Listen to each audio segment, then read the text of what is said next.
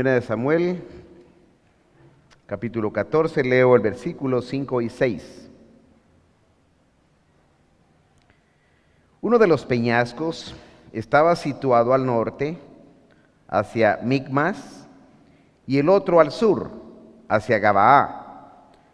Dijo pues Jonatán a su paje de armas: ven, pasemos a la guarnición de estos incircuncisos, quizás haga algo Jehová por nosotros, pues no es difícil para Jehová salvar con muchos o con pocos. Pueden sentarse, hermanos.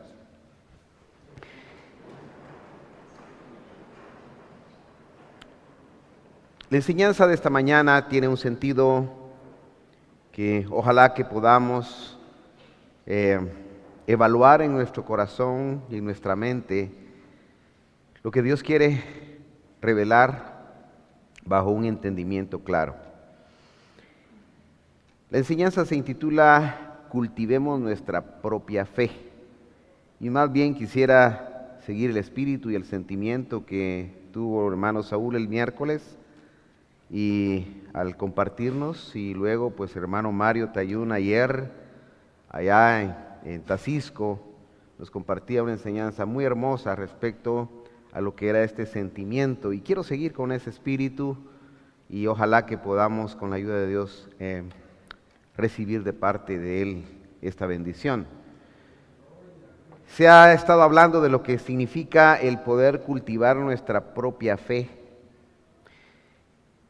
Diría yo una expresión quizás un poquito corriente y vulgar: qué fácil es vivir a costillas de otro, ¿no? Así dice la gente, ¿no? Popularmente. Qué fácil es parasitar, qué fácil es vivir, ojalá que viviéramos siquiera en una simbiosis, en el cual pues son aquellos animalitos que se van sobre el buey, sobre la res, y ahí están las garzas quitándole las garrapatas y le están haciendo un servicio ahí al buey o al animal. Y también, él se está beneficiando, el ave se está beneficiando porque se está alimentando. Y la bestia grande se está beneficiando porque le están quitando las garrapatas.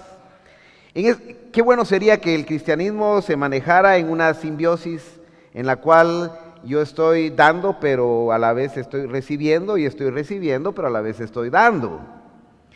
Sin embargo, dentro del cristianismo actual, dentro del cristianismo moderno, se vive una fe parasitaria, así le llamaría yo.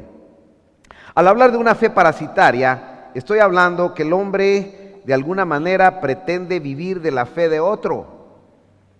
Pretende vivir bajo el techo y el abrigo de alguien más, y nunca es capaz de poder tener su propia fe. Nunca es capaz de poder vivir su propio evangelio. Me llama la atención cómo el apóstol Pablo se refiere al evangelio. ¿Y cómo dice el apóstol Pablo? Mi evangelio.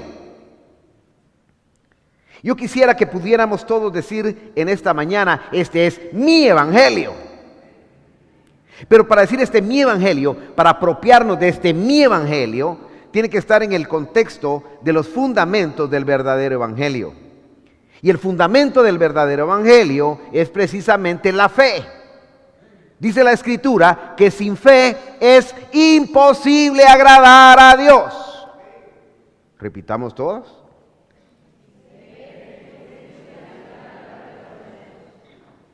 Es imposible agradar a Dios. Quiere decir, hermanos, que la esencia del evangelio, el fundamento del evangelio, está precisamente en esas dos letras que encierran un poder, que encierran una gloria, que encierran un principio en el cual cada cristiano debería involucrar su propia vida. Nosotros debemos de vivir para la fe, existir para la fe, ser motivados por la fe, ser sanos por la fe, resolver nuestros problemas económicos, nuestros problemas sociales, nuestros problemas de personalidad por medio de la fe. Hermanos, el hombre sin fe no puede llamarse cristiano. Se podrá llamar religioso, pero nunca cristiano. Ahora, la gente trata de facilitar la vida y a través de ese deseo de facilitar la vida, ahora todos queremos comodidades. El hombre cada día pide más comodidades, menos esfuerzo. Ahora existen lo que se llaman las casas automatizadas. Y ahí en la tecnología, estas casas están computarizadas. Y usted programa su casa para que cuando usted va a llegar, ya las cortinas, si va a llegar de noche, las cortinas ya estén cerradas. Que la luz ya haya encendido a determinada hora. Que ya el café esté, la cafetera se encendió automáticamente y cuando usted llega, se abre el portón de su vivienda y usted tiene todo un sistema automatizado. El hombre ya no quiere hacer ningún esfuerzo. Pregúntele a la gente si quiere trabajar. La gente no quiere trabajar, la gente quiere ganar, pero no quiere trabajar. Mire, quiero trabajo, sí pues, ¿y cuánto me va a pagar? No dice qué voy a hacer, cuánto me van a pagar. Todos vivimos bajo un régimen materialista y somos incapaces de poder medir y pedir nuestras obligaciones y simplemente lleguemos a pedir. ¿Cuáles son mis prestaciones laborales? A ver cuántos sueldos me van a dar al año. Igualmente venimos a la iglesia y venimos a decir, miren, aquí vengo del mundo, pero quiero ver cuáles son mis derechos dentro de la iglesia. Tu derecho en la iglesia,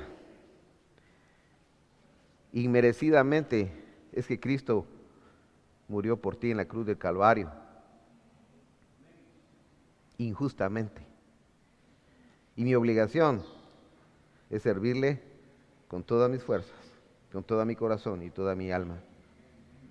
Ese es el negocio. Pero para hacer eso, se necesita contar con ese elemento de fe. Quiero comparar la fe entonces en esta mañana con esa moneda universal en la cual el cristiano puede comprar todas las cosas que tiene a la mano. Por fe compramos, por fe nosotros recibimos, por fe tenemos. Y la fe es la que hace que el cristiano cada día pueda sobrevivir sobre un mundo que no tiene fe. La gente tiene fe quizás en lo material, pero nosotros tenemos una fe diferente. Es una fe quizás en algo en que los hombres pues se tratarán de burlar. Lo importante dentro de este camino es que nosotros podamos entender que hemos llegado a un lugar que no todos lograrán alcanzar. Muchos están acá para probar cómo va la cosa, para ver si quizás en esta iglesia las cosas sean diferentes. Ojalá que te hayas acercado con un poquito de fe. Y ese poquito de fe va a crear un mundo de pensamientos, un mundo no necesariamente filosófico, pero sino de ideas bien consolidadas que van a llegar a lo profundo del corazón y van a cambiar tu forma de vida, tu cultura, tu forma de ser, tu forma de entender y enfocar la vida. Pero al hablar precisamente de la fe, estamos hablando de esa actitud actual que vive el Evangelio, de una automatización espiritual también.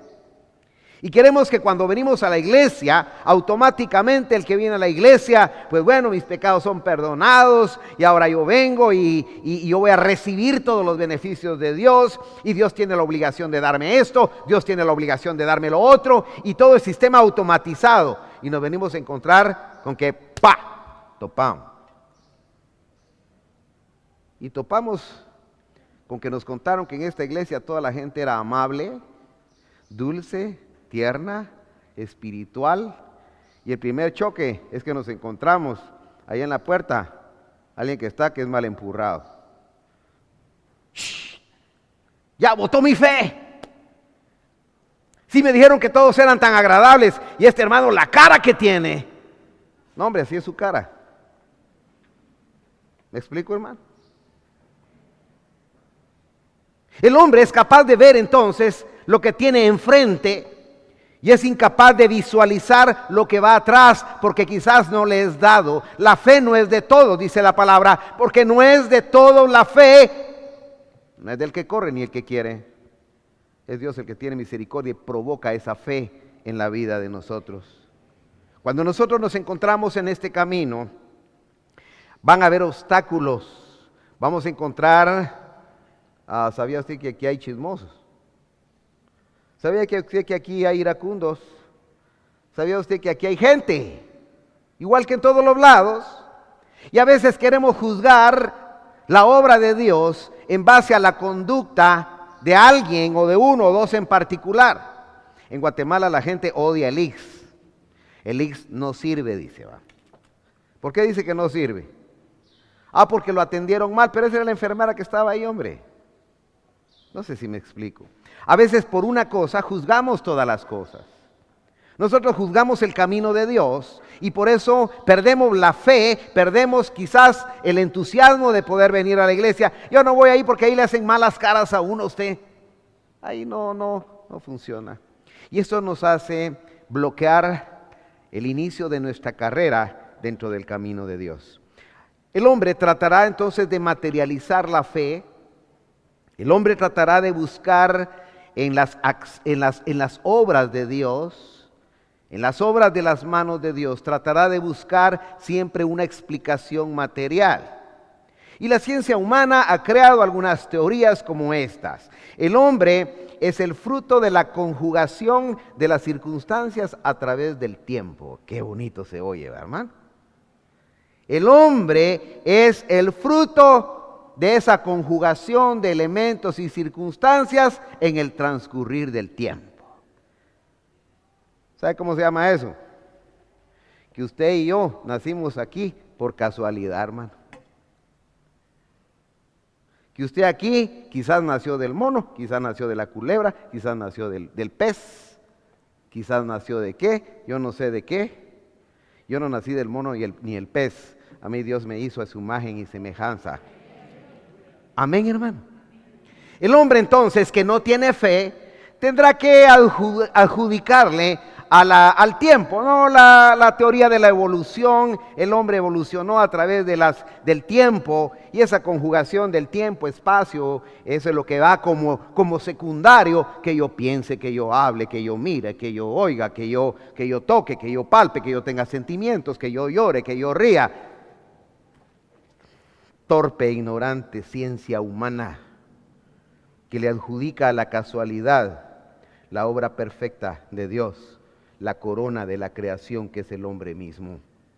Cuando Dios terminó la obra de sus manos, cuando Dios terminó de hacer la generación de todas las especies acá en el mundo, Dios dice que pone al hombre sobre la tierra, lo hace a imagen de semejanza y el hombre es la corona de la creación de Dios. ¿Cree usted que entonces la corona de la creación de Dios sea obra de la pura casualidad? Hermanos, si usted es obra de la casualidad, no pertenece a este lugar. Los hijos de Dios son hijos de Dios, nacieron de Él, nacieron de la esencia de Dios mismo y fuimos hechos a imagen y semejanza de Él, inteligentes. ¿O no es así, hermano? El hombre que no confía en Dios no puede ser inteligente. Razona quizás, pero es un razonamiento en base a su propia concupiscencia. El hombre razona en el aspecto de lo que ve, mira y siente. Dios razona en la razón misma de la existencia de las cosas, porque Él hizo todas las cosas. Dios entonces, yo voy a razonar en base a lo que veo, y ese es mi razonamiento, y si no tengo lentes ya no miro bien. El hombre quiere razonar a Dios y no se pone lentes, y cuando se pone lentes dice, ahora ya lo entiendo, pero los lentes son físicos, materiales, y el hombre quiere ver a Dios a través del cristal que Él mismo hizo.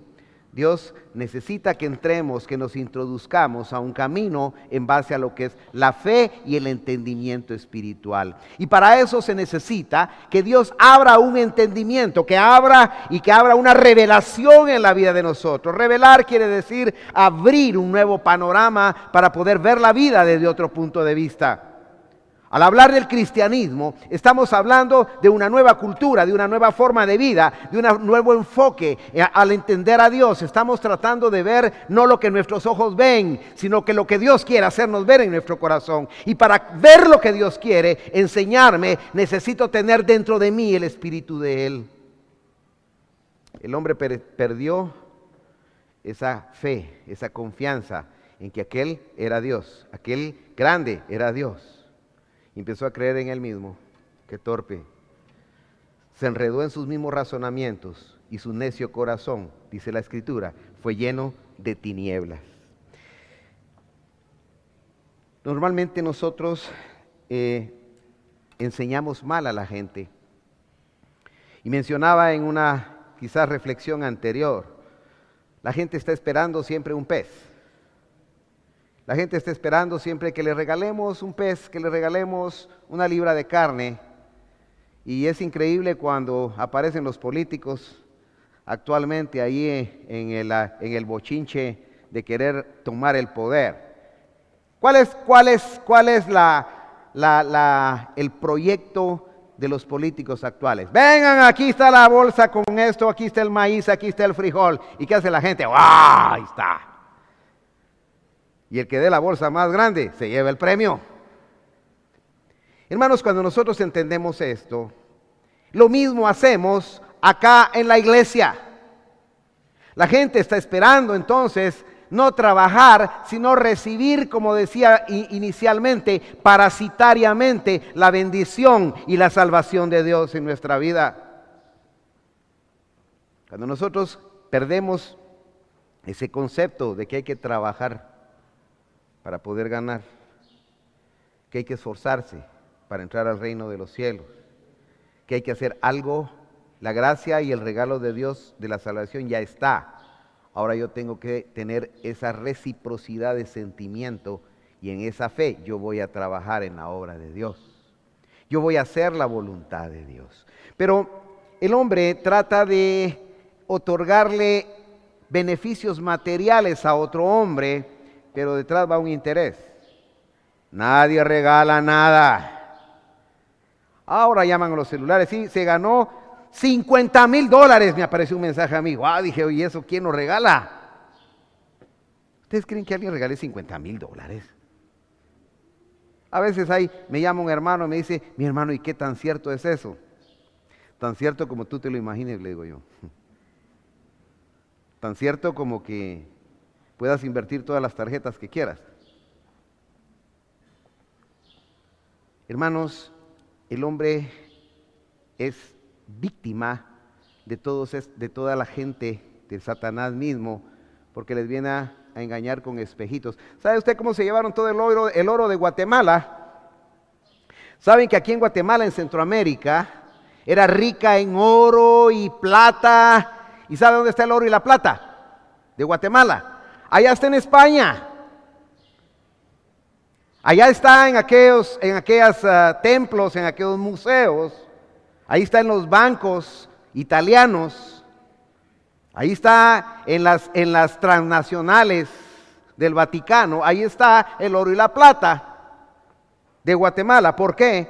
Porque nos ofrecieron y vimos qué cómodo era verse un espejito así, ¿ve? Y nos acostaron en el petate del muerto y nos dejaron tirados. Hermanos, cuando nosotros no tenemos entonces ese entendimiento, cualquiera, dicho en términos guatemaltecos, nos da, ¿cómo? Así, ¿verdad? ¿Cómo es? Atolito con el dedo.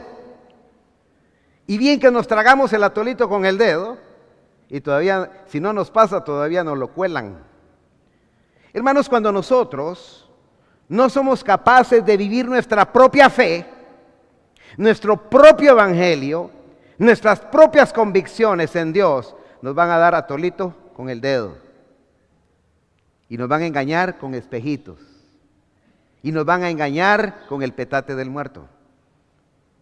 Hermanos, cuando nosotros no tenemos un razonamiento espiritual en base a una fe, no podemos vivir la vida espiritual. La gente entonces está esperando que nosotros le demos un pez. El principio de Jesucristo es bajo un término quizás también popular, que puede ser paralelismo a esto. No le regales un pez a la gente, enséñale a pescar. Cuando yo le doy un pez a la gente, aquella va a comerse el pez, pero va a volver a tener hambre. ¿O no es así? Pero cuando yo le enseño a pescar, todas las mañanas va a salir con su caña a pescar, ¿ve? A la sartén. Va a tener para él y para sus hijos. Nosotros dentro de la iglesia vivimos una fe parasitaria, vivimos la fe de los demás, y como decía hermano Mario Tayún ayer en su enseñanza que llenó mi corazón, precisamente este principio. Hermanos, si la fe nuestra fuera tan grande y desarrolláramos esos principios tan de Dios en la fe, nosotros haríamos proezas y maravillas, hermano. Pero vivimos parasitariamente de la fe de otro. Queremos vivir de la fe de los pastores, queremos vivir de la fe de los diáconos, pero la verdad es que yo no puedo dormir a la par suya, ni puedo levantarme junto con usted, ni puedo estar en tu mesa de desayuno, ni puedo estar en el lugar del conflicto y del problema, mucho menos puedo estar en tus sueños. La fe es un fenómeno dentro de la existencia de un hombre, la cual debe de cultivarse. Por eso la enseñanza se dice cultivando la fe personal o individual. La fe tiene que ser personal y tiene que ser cultivada en nuestra vida. Si nosotros, hermanos, tuviéramos esa convicción personal, hermanos, la iglesia sería mucho más próspera. La iglesia, hermanos, estaría emanando o estaría emitiendo rayos luminosos que la gente se quedaría asombrada. Pero mucha gente ve nuestra poca fe trasladada en manifestaciones cuando llegamos al trabajo. ¿Y qué tal? ¿Cómo amaneciste aquí? ¿Y qué tal? Es que ahí en la iglesia son tremendos usted. Ay, Dios mío. Es que ahí me peleé con una hermana. Y nos vamos a quejar hasta con los insensatos del mundo, esperando una solución, porque nuestra fe es pobre, nuestra fe es paupérrima. Nuestro sentimiento de compatibilidad con esa convicción hacia Dios es vacía. Y no somos capaces de poder cultivar esa fe. Me llama la atención en este pasaje que estamos leyendo. Leo Samuel 14, primera de Samuel 14, en donde mirábamos inicialmente. Y aquí está hablando precisamente de un hombre, Jonatán, que era hijo del rey, que estaba ahí precisamente en ese momento, el rey Saúl. Y dice acá, aconteció, leo del versículo 1, aconteció un día que Jonatán, hijo de Saúl, dijo a su criado que le traía las armas: ven y pasemos a la guarnición de los filisteos que está de aquel lado.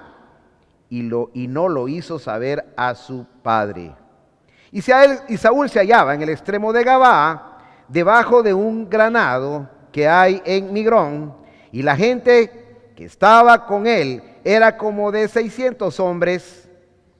Y Ahías, hijo de Ahitob, hermano de Icabob, hijo de Finés, hijo de Elí, sacerdote de Jehová en Silo, llevaba el efod, y no sabía el pueblo que Jonatán se hubiese ido.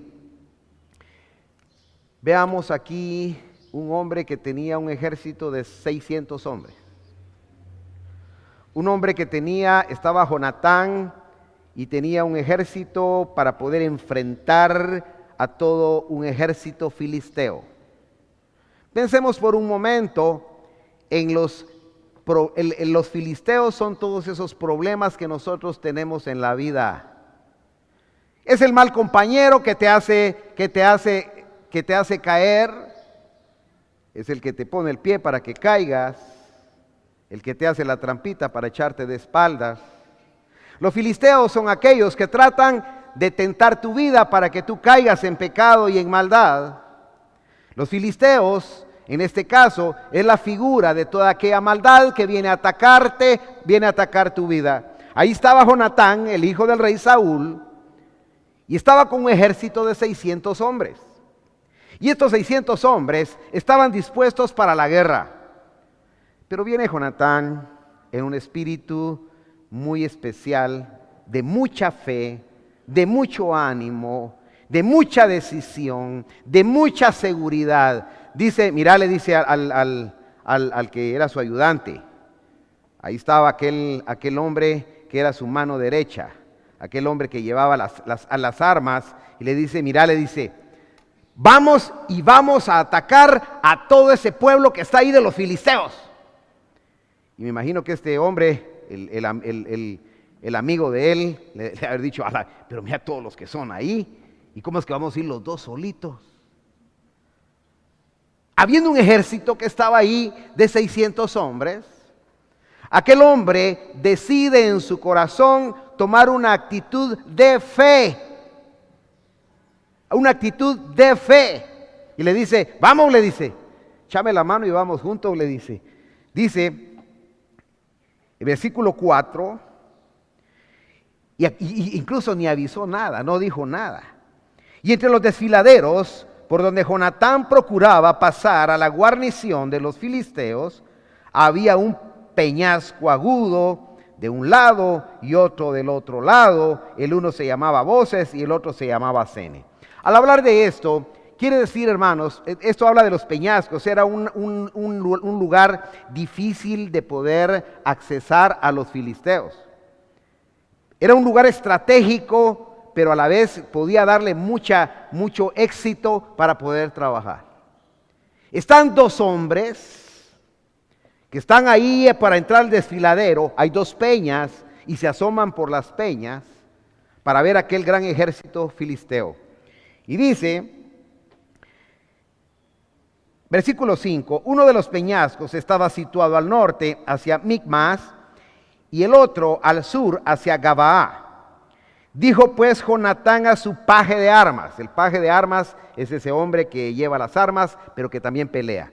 Era el hombre de confianza de Jonatán. Era aquel hombre que no se le despegaba por nada. Y viene aquel hombre con toda la fe, con toda la determinación, con toda la seguridad, que es la seguridad que nosotros debemos de tener en este evangelio. Es mi fe, es la fe de Jonatán. La fe de Jonatán debe ser la fe de cada uno de nosotros. Es una fe personalizada, si así le quisiéramos llamar. Es una fe individual. Es mi fe. Es mi poder. Es aquella gloria que Dios te da, mediante el cual tú vas a introducir tu mano y vas a tomar por fe, comprar lo que necesitas, porque esa fe es poder de Dios. Cuando nosotros nos encontramos acá, entonces, ante este hombre Jonatán, dice el versículo 6, dijo pues Jonatán a su paje de armas, ven, pasemos a la guarnición de estos incircuncisos. Me llama la atención porque Jonatán le dice pasemos, como quien dice, mira, matemos a todos estos. En el nombre de Jesús, nosotros, a través de la fe, podemos enfrentarnos ante el enemigo más grande y poder decir, pasémoslo. Es un término que se usa ahí antiguo, pasémoslo, como dice, atravesémoslo, destruyámoslo. Jonatán viene con toda autoridad, con toda fe, dice, pasemos, y dice a esos incircuncisos. ¿Y por qué le llama incircuncisos? Como quien dice, ellos no conocen a Dios. Nosotros sí conocemos a Dios. Ellos no tienen el respaldo de Dios. Al decirles incircuncisos, están diciendo, ellos no tienen el respaldo de Dios. Nosotros sí tenemos el respaldo de Dios. Cuando uno llega a entender esto, se da cuenta que el respaldo que Dios da a sus hijos que tienen fe es un respaldo fuerte. Es un respaldo que va a hacer que enfrentemos cualquier circunstancia de la vida, cualquier situación por difícil que parezca, cualquier ejército filisteo por más poderoso que nosotros podamos ver. Vamos a encontrar que el Dios de nosotros es más poderoso. Y oigan cómo se expresa Jonatán en esta línea de pensamiento. Dijo pues Jonatán a su paje de armas: ven y pasemos a la guarnición de estos incircuncisos, hasta con cierto desprecio. Y dice: quizás haga algo Jehová por nosotros. Y ahí está el punto. La seguridad de él es que por fe Dios puede ser movido a ayudarnos en el momento difícil. Esa fe que este hombre tiene lo hace arrancar precisamente en ese sentimiento. Y dice: haga Jehová, porque no es, oiga, y quiero que subraye ahí en su Biblia. Yo la mía la tengo manchada, perdone. Me gusta subrayar cosas como estas. Y dice: pues no es difícil para Jehová salvar con muchos o con pocos. Así que mi paje de armas, a la guerra. Porque esos incircuncisos pueden ser vencidos si vamos en el nombre de Jehová. Cuando nosotros, a través de la fe para nosotros, es esa fuerza que nos empuja a poder llevar a hacer obras quizás que jamás podríamos hacer. Con nuestras fuerzas materiales limitadas, somos incapaces de hacer muchas cosas. Pero en Cristo todo es posible. En Dios haremos proezas, dice la palabra. Y en este sentido, Jonatán estaba seguro que iba a tener la victoria. Y dejó durmiendo a los otros 600 soldados. Miren qué cosa. Eso probaba que sí tenía fe. Hay que duerman estos 600 muchachitos. Vos venite conmigo y vamos a vencer en el nombre del Señor. Dios entonces, hay una frase que dice Martín Lutero en uno de sus escritos: Dios y yo somos mayoría. Dice. Me gusta esa expresión de Martín Lutero. Porque cuando estamos cerca de Dios, ¿qué importa que el ejército filisteo sea grande? ¿Qué importa que aquella tentativa que viene contra nuestra vida sea de gran poder? Si el que está con nosotros es más poderoso que el enemigo. Es más grande el que está en nosotros que el que está en el mundo. Así dice la palabra. Y dice entonces: pues no es difícil para Jehová salvar con muchos o con pocos. Y su paje de armas le respondió: haz todo lo que tienes en tu corazón, pues aquí estoy contigo a tu voluntad. ¿Sabe qué quiere decir eso? ¿Sabe quién es el paje que estaba ahí? Es la fe misma que va dentro de uno, que lo va animando y empujando. Vamos pues, fe, vamos adelante fe. Edwin, venite, va, por fe, vamos los dos. Y la fe es ese paje que va a pelear junto con nosotros. Es la que nos va a empujar a poder tomar determinaciones. La fe es ese poder que está dentro de nosotros, que nos va a hacer tomar decisiones, las cuales van a cambiar el curso de nuestra misma existencia. Pues aquí voy, dice. Cuando yo doy el primer paso, la fe atrás de mí da un paso. Cuando doy otro paso, la fe me va fortaleciendo atrás otra vez. Y si yo doy un paso más, yo voy creciendo en la fe. Cultivar la fe, entonces, hermanos, es cada día ir dándole un poquito más de oportunidad a la fe. No sé si me doy a entender. Nosotros no le damos oportunidad a la fe. Solo nos duele la cabeza y ya tomamos aspirina. ¿Y la fe dónde quedó? La fe quedó en la aspirina. Pero ¿qué tal si me aguanto 2 horas? Le ruego a Dios y por la fe se me quita el dolor de cabeza. Entonces ya gané un poquito de fe. No sé si me explico, hermano. Y si mañana vuelve el dolor de cabeza y vuelvo a confiar en Dios, yo ya tengo la certeza de que Dios puede sanarme, así como lo hizo ayer. Eso se llama una retroalimentación positiva. En esa retroalimentación positiva, hoy la prueba vino más difícil. Ya no son 2 horas de dolor de cabeza, ahora son 4. Y la cosa se me pone más difícil. Pero entonces yo voy a dar otro paso de fe. Y en el nombre del Señor, estoy poniendo el ejemplo de un dolor de cabeza. Esto puede ser un problema económico, esto puede ser un problema marital, esto puede ser un problema social, esto puede ser un problema de trabajo, etcétera. Entonces, la otra vez yo aprobé mi fe que si aguanté 2 horas. Y que Dios hizo la obra en 2 horas, hoy van 4. Y a las 4 horas, si no me tomé la aspirina, sucedió el segundo milagro. ¿Y qué pasó? Mi fe creció más. ¿Me explico, hermano? Mi fe aumentó. Ahora mi fe ya es capaz de poder creer que Dios no solo me tiene exento del dolor de cabeza 2 horas, sino que también 4 horas. Mi fe es más grande que ayer cuando yo cultivo mi fe.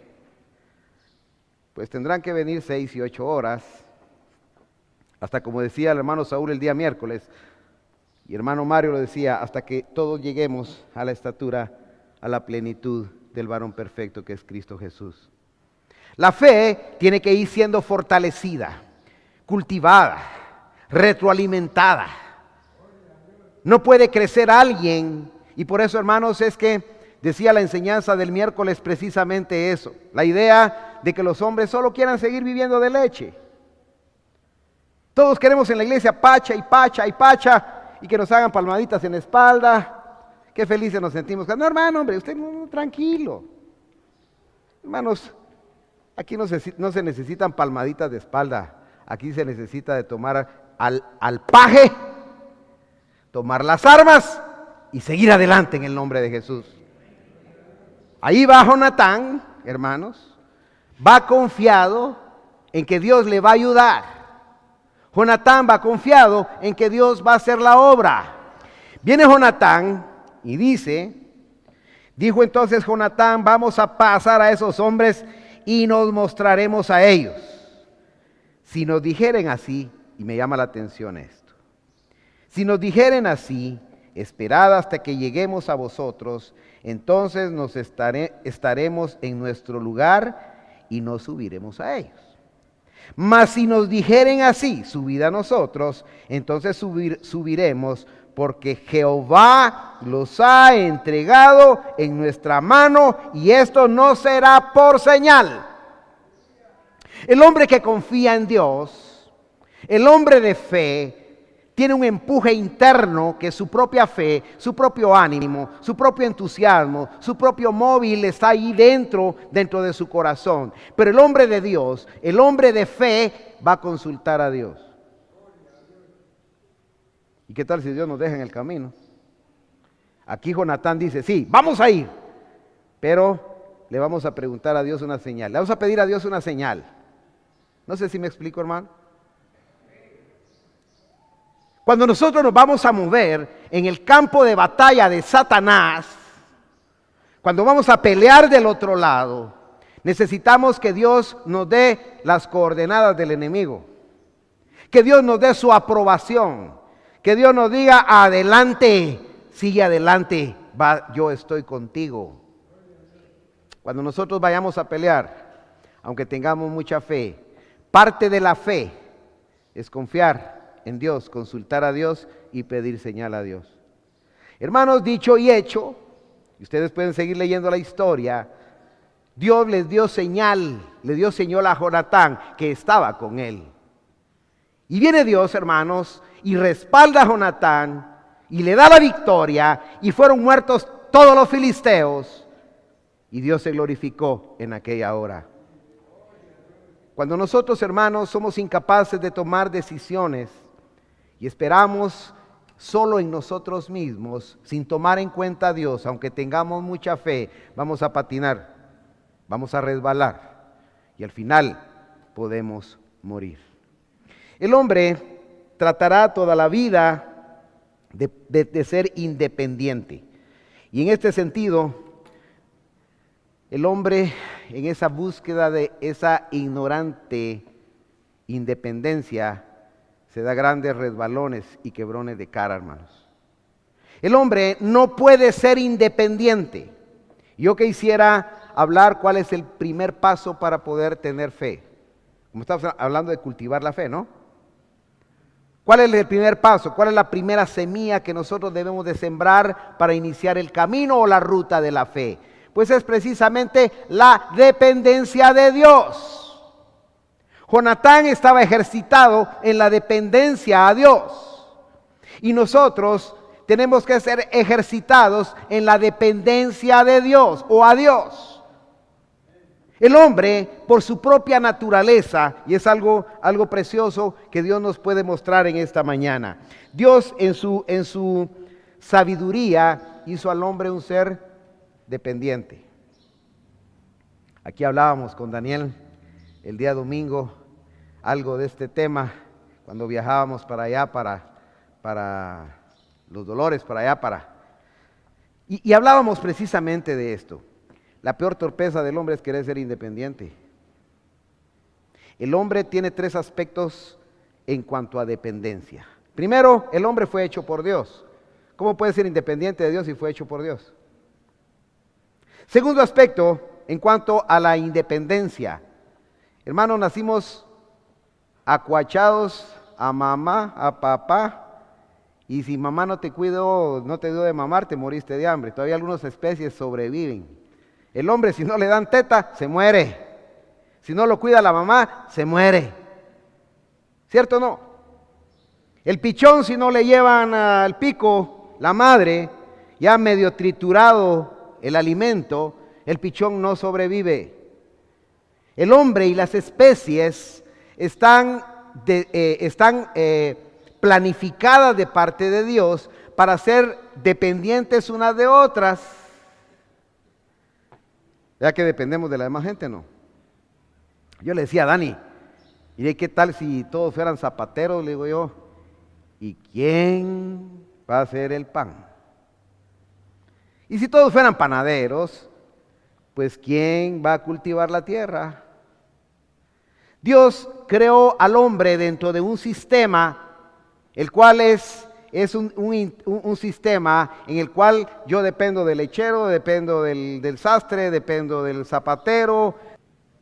Dice así la palabra, Salmo 8:1, oh Jehová, Señor nuestro, cuán glorioso es tu nombre en toda la tierra.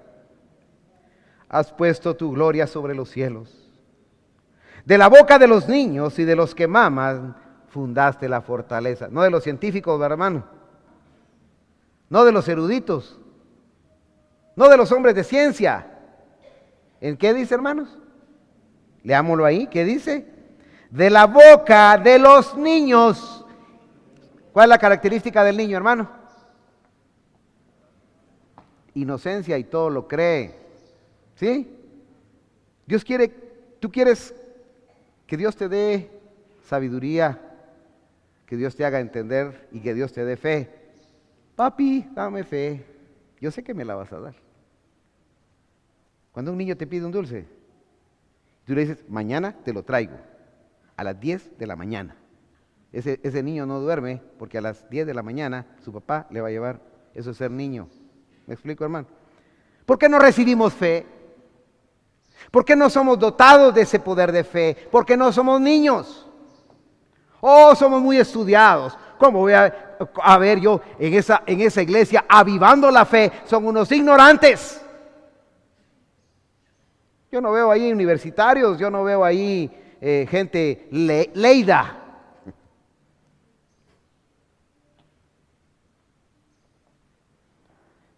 El mundo se burla de la fe, de nuestra fe. Pero la victoria es nuestra. Quizás muchos se pudieron haber burlado de Jonatán, ¿no? Dice, Jonatán, qué tonto. ¿Cómo es que con solo un hombre es capaz de ir a enfrentar un gran ejército teniendo 600 hombres aquí? ¿Cómo es posible entonces que tú necesites, porque así somos en la iglesia, necesitas la oración de los 4 pastores, de los 40 y pico de diáconos y de los jefes de campo, y a ver si Dios hace la obra? No, hombre, agarra tu paje. ¿Ya? Agarra tu paje. Y en el nombre de Jesús, haz uso de tu propia fe. ¿Necesitamos a los 600 hombres para que se dé el milagro de la victoria? No, hombre, con uno. Con uno. Lleve a su paje y cuéntenos. Nada más como parte de un orden que Dios ha establecido. Cuenten a sus pastores sus problemas, está bien, pero viva su propia fe. Cultiva tu propia fe. Vive por tu propia fe.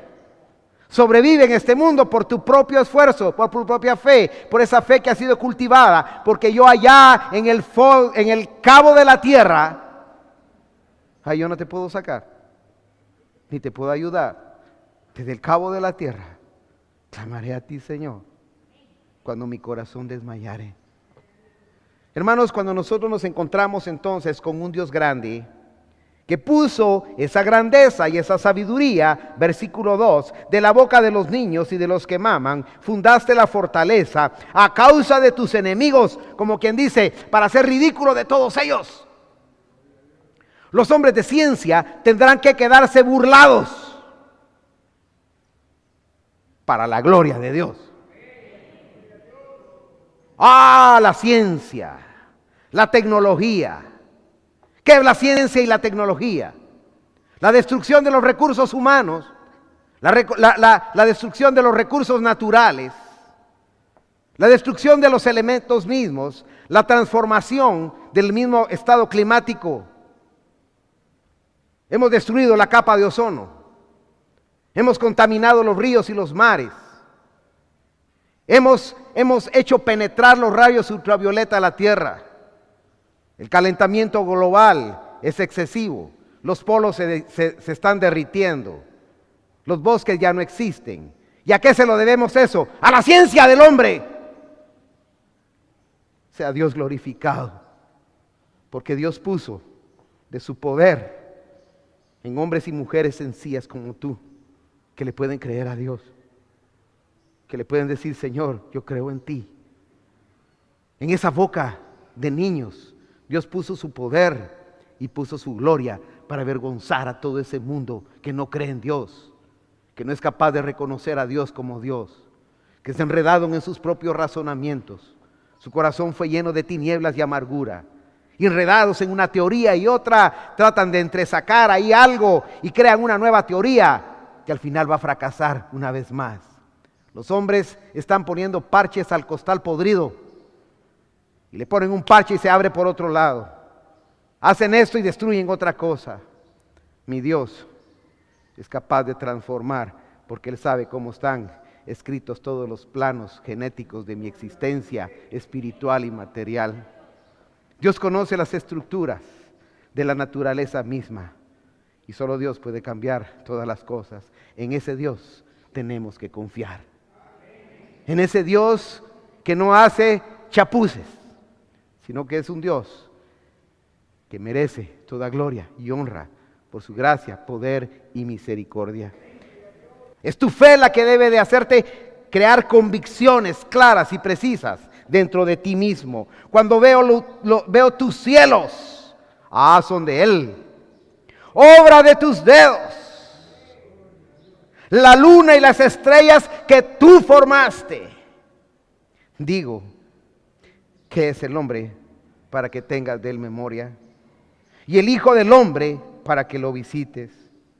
Le has hecho poco menos que los ángeles y lo coronaste de gloria y honra. Y oiga qué privilegio le dio Dios a esa criatura casual. Le hiciste señorear sobre las obras de tus manos. Todo lo pusiste debajo de sus pies.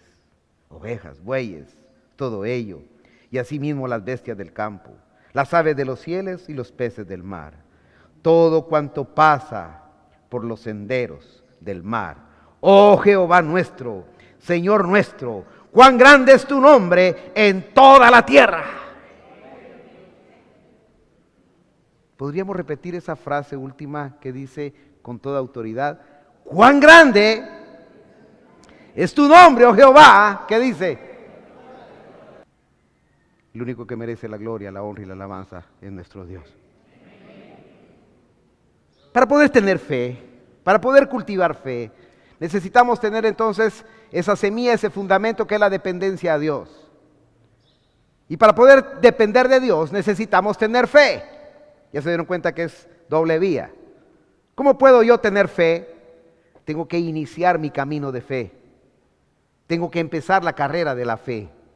Y para eso necesito depender de Dios. La libertad entonces en el hombre no existe. La libertad en el hombre, la libertad que el hombre pretende, libertad intelectual, libertad social, libertad familiar, no existe. El mundo se mueve en una ensarta de hipocresías y los hombres cada día harán más esclavos a los hombres, porque cada quien vela su propio entierro, hermano. Cada quien vela por su propio muerto y somos incapaces de poder nosotros en esa libertad servir y amar a los demás. Hay 3 principios, decía entonces, fundamentales para hablar de lo que significa la libertad. Y uno es precisamente la dependencia. Bajo ese sentido, no podemos ser independientes ni del sistema divino, de la relación con Dios, ni del sistema social, en segunda instancia, y en tercera instancia, tampoco podemos ser libres de la naturaleza misma porque estamos sometidos a ella. Estamos entonces bajo una dependencia de Dios mismo, de la interrelación entre hombres y de la interrelación entre el sistema y naturaleza. No podemos vivir independientes, hermano, jamás en la vida. El hombre nació para ser dependiente. Para poder sobrevivir en este mundo necesitamos ser dependientes de algo y de alguien. A un hombre se le ocurrió y a toda una generación religiosa, a un grupo religioso se le ocurrió que los hombres podían vivir ermitaños arriba de un árbol o arriba de una montaña. Y ahí dormían, ahí hacían todo lo que ustedes puedan pensar, ahí oraban, ahí leían la Biblia. Y ellos no necesitaban de nada más. Y el que les llevaba la cubeta de la comida, ¿qué? Y el que enviaba el aire para que respirara, ¿qué? Hermano, no podemos ser independientes. La torpe idea del hombre de querer ser independiente no es factible, no es inteligente, no es sabia.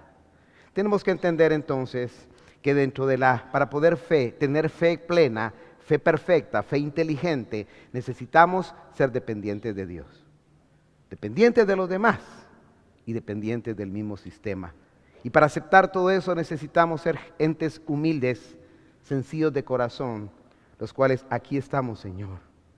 Y esa es precisamente la figura de nuestro Señor Jesucristo. Heme aquí, Señor, he venido a hacer tu voluntad. Cuando nosotros decidimos en nuestro corazón hacer la voluntad de Dios, estamos en esa etapa preciosa de la evolución de la fe. No se le puede exigir mucha fe a alguien. No podemos pasarle el test de primer grado a un niño de kinder. No podemos pasarle un test de la universidad a alguien que no ha graduado en la escuela media. Dios nos va a ir evaluando nuestra fe de acuerdo a nuestra capacidad, de acuerdo a nuestras experiencias, de acuerdo a nuestra retroalimentación.